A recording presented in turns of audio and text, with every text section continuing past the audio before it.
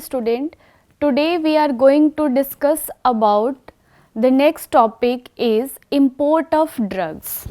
Import of drug का मतलब क्या होता है कि जो भी ड्रग्स हम इंडिया में import करा रहे हैं मीन्स अदर कंट्री से import कराई जाती हैं, उस ड्रग को हम बोलते हैं import of drug. तो according to drug and cosmetic act हम किस तरह के ड्रग्स को इंपोर्ट करा सकते हैं इंडिया के अंदर या किस तरह के ड्रग को इंपोर्ट कराया जाता था वो हम देखेंगे आज की क्लास में. इंपोर्ट ऑफ ड्रग बताने से पहले one more thing is also very very important for drug and cosmetic act. इस चैप्टर के लिए एक और चीज़ है जो कि बहुत इम्पॉर्टेंट है, जैसे कि provision of this act means इस एक्ट का मेन रूल्स क्या है. ठीक है, first provision is what? Import of drug. Second provision is manufacture of drugs. Third is sale of drugs and four is labelling of drugs. ठीक है, तो according to drug and cosmetic act, drug and cosmetic acts के main provision क्या है? First is import of drugs means हम drug को किस तरह से क्या क्या प्रोसेस है इंपोर्ट कराने का. Then manufacturing of drug, drug को किस वे में किस तरीके से हम उसको मैन्युफैक्चर कर सकते हैं. ठीक है ना, इसके लिए क्या क्या फॉर्म्स या क्या क्या शेड्यूल्स बनाई गई हैं. ठीक है, नेक्स्ट है सेल ऑफ ड्रग. किसी भी ड्रग को हमने मैन्युफैक्चर किया देन उसके बाद हम उसको क्या करेंगे? सेल करेंगे. तो सेल ऑफ ड्रग्स के लिए क्या क्या रूल्स बनाए गए हैं, क्या क्या एक यूनिफॉर्म वे में रेगुलेशंस को क्रिएट किए गए हैं according to drug and cosmetics act, वो देखेंगे हम. ठीक है, नेक्स्ट है लेबलिंग ऑफ ड्रग्स. जो भी ड्रग मैन्युफैक्चर हो गई है उसको फिर उसको पैकेजिंग करना, उसको लेबल करना, ये सारे हमारे आते हैं प्रोविज़न ऑफ दिस एक्ट में. मतलब इस एक्ट का मेन रूल क्या है, मेन लॉ क्या है according to the drug and cosmetic act. So हमने देखा था कि ड्रग एंड कॉस्मेटिक एक्ट का मेन ऑब्जेक्ट क्या था. मेन ऑब्जेक्ट था हमारा सबसे पहला मैन्युफैक्चर. ठीक है ना, मतलब कि हम कोई भी ड्रग को मैन्युफैक्चरिंग कर रहे हैं तो एक यूनिफॉर्म वे में करें. ठीक है ना, उसके यूनिफॉर्म रेगुलेशन में करें. दूसरा था कि उस ड्रग को डिस्ट्रीब्यूशन मैन्युफैक्चरिंग के बाद उसको डिस्ट्रीब्यूशन किस वे में किया जाए. ठीक है, थर्ड ऑब्जेक्टिव था हमारा इम्पोर्ट. ठीक है, ये हमारे क्या थे? ऑब्जेक्टिव्स थे ड्रग एंड कॉस्मेटिक एक्ट के. तो जैसे कि मैंने बताया आपको, ड्रग एंड कॉस्मेटिक एक्ट 10 अप्रैल 1940 में इंडिया के अंदर आया था और इसके रूल्स को स्टार्ट किया गया था 1945 में. ठीक है, और बहुत सारे अमेंडमेंट भी आए, बहुत सारे चेंजेस भी आए अकॉर्डिंग टू द सिचुएशन. ठीक है, सो आज की क्लास में हम लोग क्या पढ़ेंगे? Import of drugs. सबसे पहले इंपोर्ट ऑफ ड्रग्स मीन्स हम इसमें क्या करेंगे कि जो भी ड्रग है, इंपोर्ट ऑफ ड्रग का मतलब क्या होता है? कोई भी ड्रग एंड कॉस्मेटिक्स उसको हम इंडिया में मंगा रहे हैं किसी भी फॉरेन या एनी अदर कंट्री से, उसको क्या कहते हैं हम? Import of drugs. ठीक है, अब जैसे कि हमने देखा था कि कोविड के टाइम पे, कोविड के सिचुएशन के टाइम पे क्या हुआ था कि अगर वैक्सीन्स की नेसेसरी थी हमारे को अदर कंट्री से, तो इंडिया में सप्लाई करवा रहे थे गवर्नमेंट. एंड देन इंडिया में जो भी वैक्सीन्स बन रही थी उसको इंडिया से अदर कंट्री में सप्लाई करवा रहे थे. जो भी हायर अथॉरिटी है, गवर्नमेंट अथॉरिटी है, वो करा रहे थे. तो import of drug means what? India के अंदर किसी भी अदर कंट्री से हम किसी भी चीज़ को लाइक जो भी ड्रग एंड कॉस्मेटिक्स है उसको अगर हम मंगा रहे हैं तो उसको क्या बोलेंगे हम? Import of drugs. ठीक है, और इंडिया से अगर किसी चीज़ को हम भेज रहे हैं किसी अदर कंट्री में तो उसको बोलेंगे हम export of drugs. So import of drug means to bring any drug and cosmetic into India from foreign means any other country. All clear? तो इसको हम क्या बोलेंगे? Import of drug.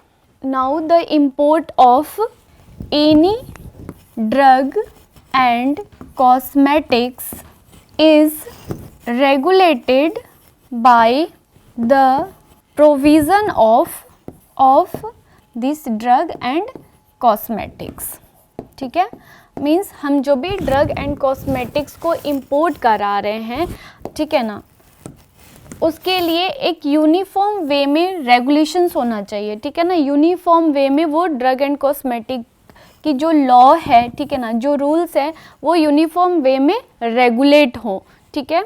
तो हमने देख लिया कि इम्पोर्ट ऑफ ड्रग मीन्स जो भी ड्रग एंड कॉस्मेटिक जो कि हम इंडिया के अंदर इम्पोर्ट करा रहे हैं किसी अदर कंट्री से या किसी अदर फॉरेन जगह से, ठीक है ना, उसको क्या कहते हैं, इंपोर्ट ऑफ ड्रग्स, ठीक है ना। तो जो इंपोर्ट ऑफ ड्रग हम कॉस्मेटिक्स जो मंगा रहे हैं उसका एक यूनिफॉर्म वे में रेगुलेशन होना चाहिए, मींस एक अथॉरिटी, गवर्नमेंट अथॉरिटी के अकॉर्डिंग वो रेगुलेट्स होनी चाहिए, उनके प्रोविज़न, उनके लॉ के अकॉर्डिंग ही हम उस चीज़ को फॉरेन कंट्री से जो है मंगा सकते हैं, ठीक है।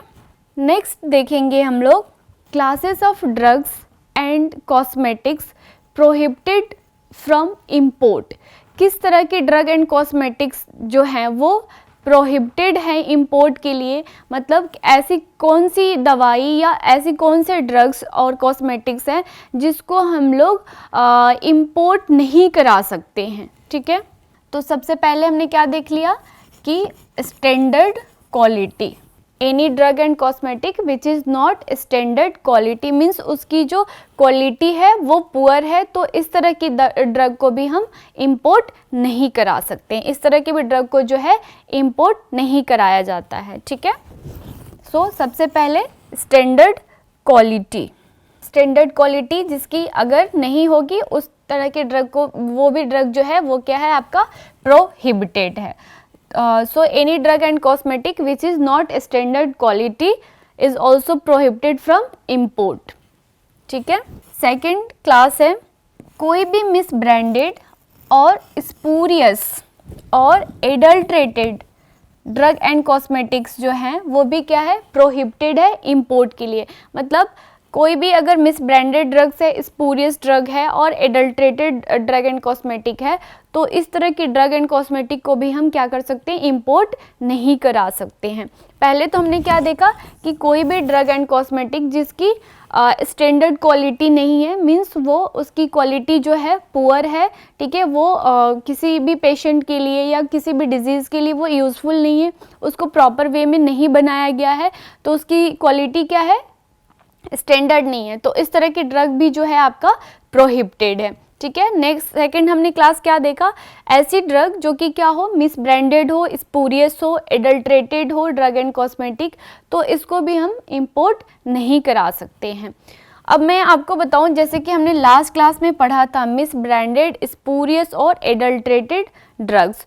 तो मिस ब्रांडेड का मतलब क्या होता है, किसी भी ड्रग की कलर जो है वो प्रॉपर नहीं हो, ठीक है ना, उसकी कोटिंग भी जो है उसमें भी कुछ मिसिंग हो, उसकी पाउडर में भी कुछ मिसिंग हो, उसकी पॉलिश में भी कुछ मिसिंग हो, या उस इन सारे ड्रग में कुछ ना कुछ डैमेज हो या कुछ ना कुछ इस तरह से कलर डैमेज हो, लाइक कोटेड हो, पाउडर्ड और पॉलिश्ड, या उसकी लेबलिंग जो है वो प्रॉपर वे में नहीं की गई हो, तो उस तरह की ड्रग को भी हम क्या बोलेंगे, मिस ब्रांडेड ड्रग बोलेंगे, ठीक है।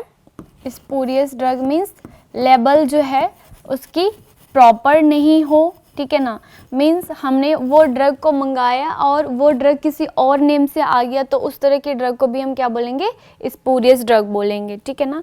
सो लेबल गलत अगर उस पर हो, ठीक है ना, उस ड्रग्स के ऊपर, ठीक है, और प्रिस्क्राइब्ड मैनर में वो नहीं हो, ठीक है ना, प्रिस्क्राइब्ड मैनर में उस ड्रग की जो लेबलिंग की गई हो वो नहीं हो, ठीक है, तो इस तरह की ड्रग को भी हम क्या बोलेंगे, स्पूरियस ड्रग बोलेंगे, ठीक है। नेक्स्ट है हमारा adulterated drugs. Adulterated drug means उसकी जो क्वालिटी हो, ठीक है ना, वो चीप क्वालिटी की हो, या उसके अंदर कुछ ना कुछ इस तरह से कोई भी एडल्ट्रेटेड सामान, कोई भी आपका कोई भी डर्टी सामान उसके अंदर ऐड कर दिया गया हो, तो वो ड्रग भी हमारा क्या कहलाएगा, एडल्ट्रेटेड ड्रग कहलाएगा, ठीक है। So classes of drug and cosmetics जो है आपकी प्रोहिबिटेड है, जिसकी क्वालिटी जो है स्टैंडर्ड नहीं हो, अगर वो ड्रग मिस ब्रांडेड हो, स्पूरियस हो, एडल्ट्रेटेड हो, वो ड्रग, उस ड्रग को भी हम इंपोर्ट नहीं करा सकते हैं, ठीक है। नेक्स्ट थर्ड क्लास है कोई भी ड्रग एंड कॉस्मेटिक्स जो कि हम विदाउट लाइसेंस को इंपोर्ट नहीं करा सकते, ठीक है ना।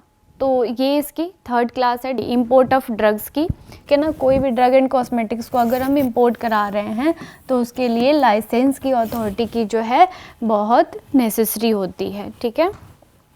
फोर्थ क्लास है कोई भी ड्रग एंड कॉस्मेटिक्स जो हैं, ठीक है ना, वो किसी भी पेटेंट या प्रोप्राइटरी मेडिसिन के थ्रू बनाई गई है, तो उसका जो है किस बेस पे बनाई गई है, अगर उसका ट्रू फार्मूला जो है डिस्प्ले नहीं हो रहा है, तो इस तरह की ड्रग एंड कॉस्मेटिक को भी जो है हम इंपोर्ट नहीं करा सकते हैं, ठीक है। सो जो हमारा फाइव क्लास है drug and any drug and cosmetic which is claims to cure, अगर वो कर रहा है कि हम इस डिज़ीज़ को क्योर कर सकते हैं बट वो डिज़ीज़ को जो है वो क्योर नहीं करता, तो ये सारी हमारी किस में आती हैं, शेड्यूल जे में। तो इस तरह की भी ड्रग्स को हम इंपोर्ट नहीं कर सकते हैं, ठीक है। नेक्स्ट है आपका ऐसी ड्रग एंड कॉस्मेटिक जिसकी इंग्रेडिएंट जो है हमारे लिए क्या है, अनसेफ है, ठीक है ना, मतलब वो प्रॉपर वे में नहीं बनाया गया, ठीक है, और वो हमारे लिए क्या अनसेफ है या हार्मफुल है, तो इस तरह के ड्रग एंड कॉस्मेटिक को जो है इंपोर्ट नहीं करा सकते हैं, ठीक है।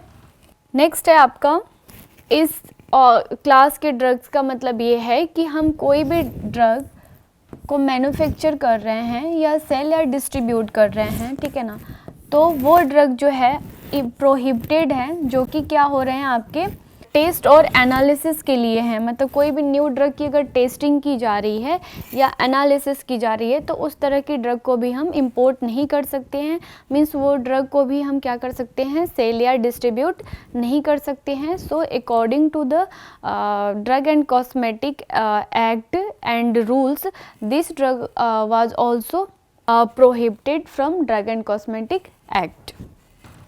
नेक्स्ट है ड्रग एंड कॉस्मेटिक जो कि प्रिस्क्राइब्ड मैनर में नहीं है, ठीक है, drug and cosmetic which is not in prescribed manner, तो इस तरह के वे ड्रग एंड कॉस्मेटिक जो है वो क्या है, प्रोहिबिटेड है इंपोर्ट के लिए।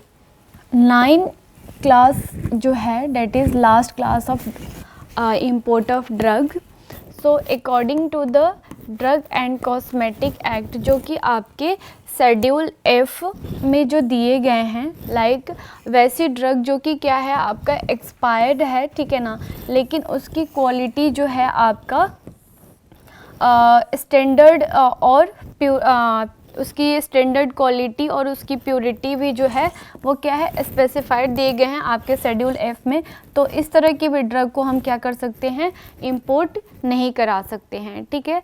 तो this all class of drugs are in import of drugs, ये सारे क्लास जो थी मैंने जो बताएं ये सारे आपके इंपोर्ट ऑफ ड्रग्स के लिए क्या हैं, प्रोहिबिटेड है, मींस इन सब टाइप के ड्रग्स को जो है हम इंपोर्ट नहीं करा सकते हैं according to the drug and cosmetic act.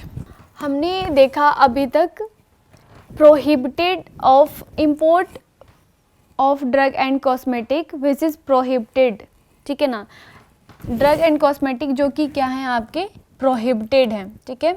So हमने 9 क्लासेस देखे, ठीक है। अब नेक्स्ट टॉपिक है हमारा इंपोर्ट अंडर लाइसेंसी और permit. So first is drug specified in schedule C and C1, ठीक है ना। Next is drug specified in schedule X. Next is drug for examination, test और analysis. Next is any drug for personal use, any new drug. So import under मतलब किस तरह के drugs के लिए लाइसेंस की नेसेसरी होती है, लाइसेंस की परमिशन के ही उस ड्रग को हम मंगा सकते हैं, ठीक है ना। सो ऐसी ड्रग जो कि आपके शेड्यूल सी और C1 में आती हैं, इस ड्रग को हम विदाउट लाइसेंस के जो है नहीं मंगा सकते हैं, ठीक है।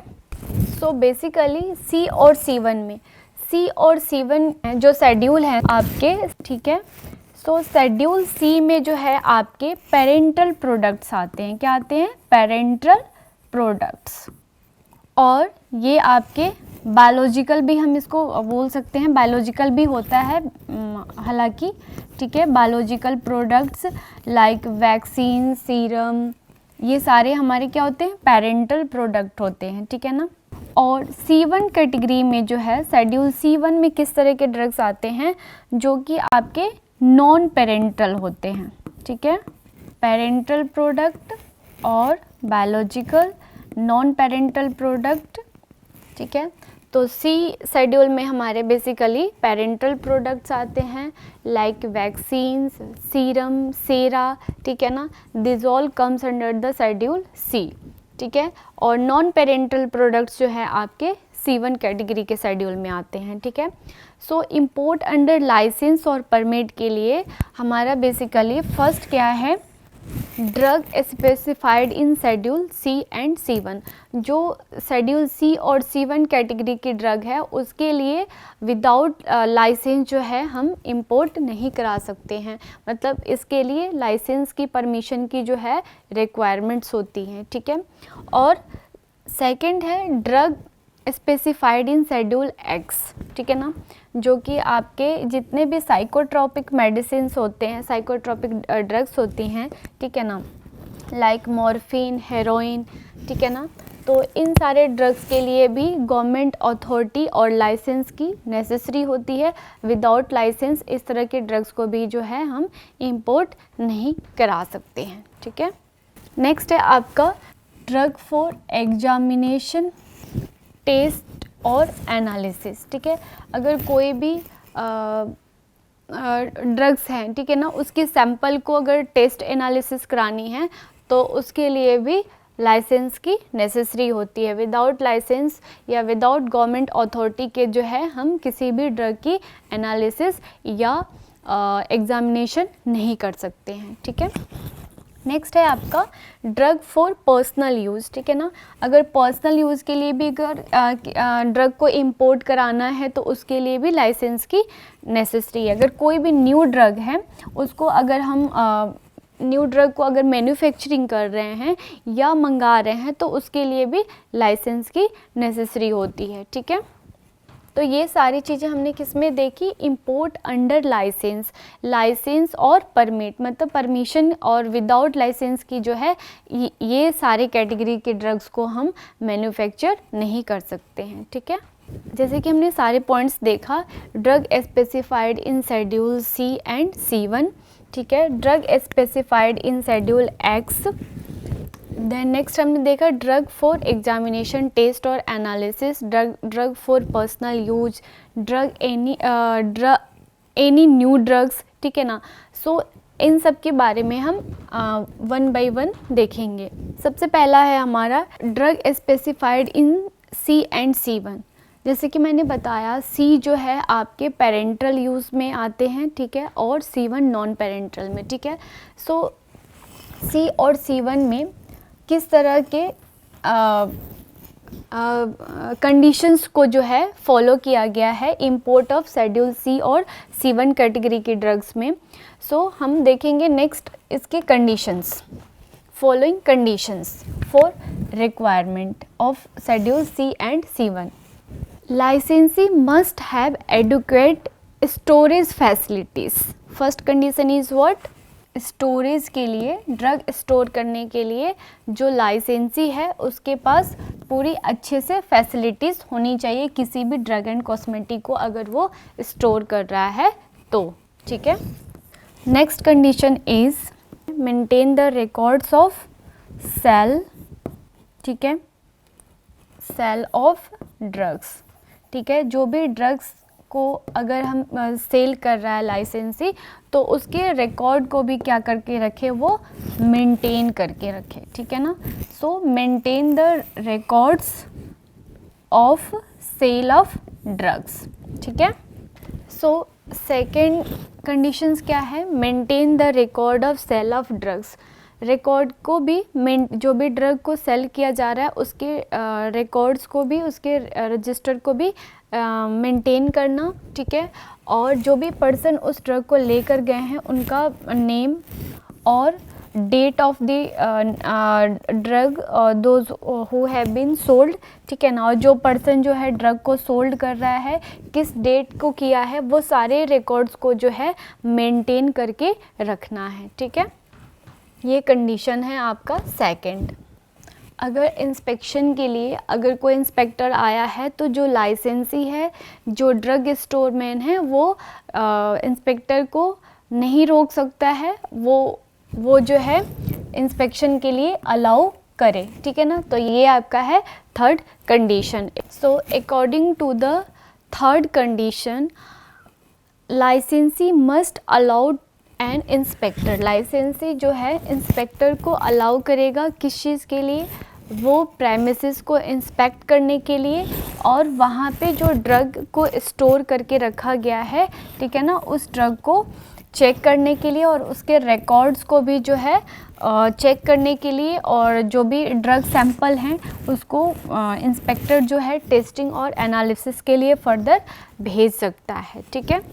So according to the fourth condition, licensee sale supply the sample of drugs. जो ड्रग के सैंपल होगी उसको लाइसेंसी जो है भेजेगा, जितने भी बैचेस बनते हैं ड्रग्स के, ठीक है ना, उसके पास। और लाइसेंसी के पास ये अथॉरिटी होगी कि उसको क्या कर सके, टेस्ट करा सके और एनालिसिस करा सके फर्दर सेटिस्फेक्शन के लिए, ठीक है। और जब तक टेस्टिंग या एनालिसिस चल रही है, एनालिसिस हो रही है, तो लाइसेंसी जो है उसको क्या कर सकता है, सेल नहीं कर सकता है, ठीक है ना। अगर टेस्टिंग चल रही है किसी भी ड्रग और कॉस्मेटिक्स की, तो उसकी जब तक टेस्टिंग नहीं प्रॉपर हो जाती तब तक वो क्या कर सकता है, उसको ना ही मार्केट के अंदर डिस्ट्रीब्यूट करा सकता है और ना ही उस ड्रग को सेल करा सकता है, ठीक है। So student, according to the fifth condition, licensee must compile with undertaking given in form number. Form जो नंबर होती है उसके अकॉर्डिंग ही जो है लाइसेंसी जो है कोई भी ड्रग को इंपोर्ट करा सकता है। Without this form they could be not imported for any drug and cosmetics, ठीक है। So according to the sixth condition, licensee may be cancelled और सस्पेंडेड। अगर किसी ने अपने proper time to time licence को जो है अगर रिन्यूअल नहीं कराया है, तो इंपोर्ट के लिए भी जो है उसके पास अथॉरिटी नहीं है। उसकी अगर लाइसेंस में भी अगर सस्पेंडेड हो गई है या कैंसिल्ड हो गई है, ठीक है ना, तो उसके कंडीशन को भी वो क्या करेगा, सबसे पहले सेटिस्फाइड करेगा। अगर सेटिस्फाइड नहीं है तो इस तरह के भी ड्रग को जो है हम इंपोर्ट नहीं करा सकते हैं, ठीक है। तो ये तो हमने देख लिया फर्स्ट पार्ट इसकी। अब नेक्स्ट हम लोग देखेंगे drug specified in schedule X. So according to the drug specified in schedule X means ये जो किस तरह के ड्रग्स को हम बेसिकली इंपोर्ट करा सकते हैं according to the schedule X, ठीक है। ये बहुत ज़्यादा सेंसिटिव केस की ड्रग्स होती हैं, इसलिए यहाँ पे क्या है कि विदाउट लाइसेंस जो है इस शेड्यूल एक्स के ड्रग्स को जो है इंपोर्ट नहीं करा सकते, because these drugs are very very sensitive and these drugs are also psychotropic product type of drugs, ठीक है ना। तो इसमें सारे साइकोट्रॉपिक ड्रग्स होती हैं, ठीक है। इसलिए इस ड्रग को भी इंपोर्ट कराने के लिए गवर्नमेंट अथॉरिटी की रिक्वायरमेंट्स होती है, ठीक है ना। विदाउट गवर्नमेंट अथॉरिटी के हम इस ड्रग को भी इंपोर्ट नहीं करा सकते हैं, ठीक है। तो स्टूडेंट्स हमने क्या देखा, import of schedule x drug. Import of schedule x drug के लिए सबसे पहले क्या ज़रूरी है, लाइसेंस की नेसेसरी, लाइसेंस की रिक्वायरमेंट्स है और स्टोरेज फैसिलिटीज़ भी होनी चाहिए।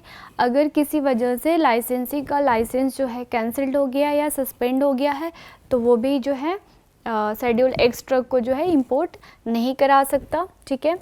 एंड जो भी पर्सन होने चाहिए, जो भी एप्लीकेंट्स होने चाहिए वो रिपीटेबल होनी चाहिए, ठीक है ना। उसकी ऑक्यूपेशन, उसका ट्रेड और उसकी बिजनेस मींस उसका नाम अच्छा होना चाहिए मार्केट में, तो वो या उस इंडस्ट्री में, तो वो इंसान जो है आपका शेड्यूल एक्स ड्रग को जो है इंपोर्ट करा सकता है। अगर ये सारी चीज़ें नहीं हैं तो वो इंपोर्ट नहीं करा सकते हैं, ठीक है। नेक्स्ट है हमारा import of small quantities of drug for test of examination and analysis. इसके लिए क्या क्या रिक्वायर्ड फॉलोइंग कंडीशंस हैं वो हम देखेंगे। Import of small quantities of drug को अगर हमें टेस्ट या एनालिसिस करना है या उस ड्रग को एग्ज़ामिन करना है तो इसके लिए भी कुछ फॉलोइंग कंडीशंस हैं, वो अभी हम देखेंगे। अभी हम क्या देख रहे थे, अभी हमने देखा कि इंपोर्ट ऑफ स्मॉल, अगर कोई भी ड्रग को स्मॉल क्वांटिटीज़ में टेस्ट एग्ज़ामिनेशन के लिए या टेस्ट एनालिसिस के लिए अगर हम इंपोर्ट करा रहे हैं तो उसका पहला कंडीशन क्या होना चाहिए कि जो ड्रग हम इंपोर्ट के लिए मंगा रहे हैं उसका मेन पर्पज़ क्या है इंपोर्ट का। फिर उसके रिकॉर्ड को मेंटेन करना, जो इंपोर्ट करा रहे हैं ड्रग्स, ठीक है ना, किस डेट को हमने इंपोर्ट कराई है, ठीक है ना। और मैन्युफैक्चरर के नेम इम्पोर्टेंट अंडर द लाइसेंसी इन फॉर्म 11 फॉर 11 के अकॉर्डिंग ही इस ड्रग को जो है हम इंपोर्ट कर सकते हैं, ठीक है ना। तो these are the conditions of small quantities of drug for the test of analysis. Next है हमारा import of drug for personal use. Personal use के लिए ड्रग को इंपोर्ट कराने के लिए किस तरह से कंडीशंस को फॉलो करने पड़ते हैं वो हम देखेंगे अब, ठीक है। ड्रग फॉर पर्सनल यूज़, ठीक है ना, फॉलोइंग कंडीशंस को देखेंगे हम, ठीक है। सो फर्स्ट कंडीशंस क्या है इसके, first condition is drug must be bona fide for personal use. जो भी ड्रग को हम मंगा रहे हैं तो उसके लिए हमारी डॉक्यूमेंट्स जो है स्ट्रॉन्ग होनी चाहिए, हमारा रीज़न जो है वो स्ट्रॉन्ग होना चाहिए कि हमें ये डिज़ीज़ है, इस वजह से इस ड्रग को हम इंपोर्ट करा रहे हैं फॉर दी पर्सनल यूज़, ठीक है। सो first condition is what, first condition is drug must B bona fide. Second condition is quantity should be reasonable and concerned by RMP। जो रजिस्टर्ड मेडिकल प्रैक्टिशनर होते हैं उनके concern के ही हम इस drug को मंगा सकते हैं according to the import of drug for personal use. Personal use का सेकंड कंडीशंस मैंने क्या बताया कि जो ड्रग की क्वांटिटी है वो भी रिजनेबल होनी चाहिए, ठीक है। ऐसा नहीं है कि अगर किसी को 1000 ड्रग्स मंगाने हैं या 1000 टाइप ऑफ क्वालिटी की ड्रग्स मंगानी है तो वो इंपोर्ट करा ले, क्योंकि पर्सनल यूज़ के लिए एक मिनिमम डोज, मिनिमम अमाउंट और मिनिमम टाइप्स ऑफ ड्रग ही हम उसको इंपोर्ट करा सकते हैं। तो पहला हमने कंडीशंस क्या देखा कि उस जो पर्सन मंगा रहा है उसकी बोनाफाइड होना चाहिए, मतलब एक उसकी डॉक्यूमेंटेशन स्ट्रॉन्ग होनी चाहिए। सेकंड कंडीशंस हमने क्या देखा कि उसकी क्वालिटी भी जो है उस ड्रग की वो रिजनेबल होना चाहिए। थर्ड कंडीशन है आपका, और ये quality should be reasonable and concerned by RMP। RMP का फुल फॉर्म होता है रजिस्टर्ड मेडिकल प्रैक्टिशनर, ठीक है। सो विदाउट मेडिकल प्रिस्क्रिप्शन के या विदाउट मेडिकल प्रैक्टिशनर के हम किसी भी ड्रग को जो है इंपोर्ट नहीं करा सकते हैं अपने पर्सनल यूज़ के लिए, ठीक है। सो हमने क्या देखा था, quality should be reasonable and concern bye RMP for prescription. Prescription में हमने जो हमारे को जो प्रिस्क्रिप्शन मिली है वो रजिस्टर्ड मेडिकल प्रैक्टिशनर के थ्रू मिली है, और इस ड्रग को भी हम रिजनेबल क्वांटिटी में जो है इंपोर्ट करा सकते हैं for the purpose of personal use. Next condition is drug shall be declared to the custom authority।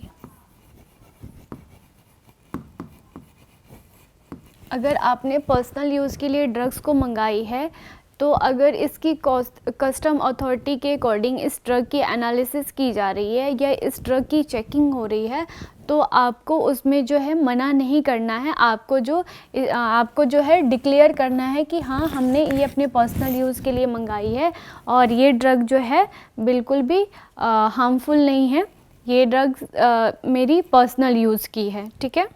Next condition है more than 100 doses imported with licence. ठीक है। और इसके लिए भी आपका फॉर्म नंबर 12A और 12B को जो है फिल करना पड़ेगा। ठीक है ना, करना पड़ता है। ठीक है ना। Applying in form number 12A and 12B personal use के लिए जो है, जो हम ड्रग को इंपोर्ट करा रहे हैं उसके लिए क्या करना पड़ता है, फॉर्म को भी अप्लाई करना पड़ता है, और उस फॉर्म का नंबर क्या होता है, 12A और 12B। ठीक है। अब नेक्स्ट है हमारा import of new drugs, and this is last import of new drugs. So import of new drugs के लिए क्या क्या कंडीशंस रिक्वायर्ड हैं। सो फर्स्ट कंडीशन है licence is required, licence is necessary. कोई भी न्यू ड्रग की इंपोर्ट कराना है तो उसके लिए क्या चाहिए, सबसे पहले licence. So according to the import of drugs required following conditions, और ये फॉलोइंग कंडीशंस क्या क्या हैं।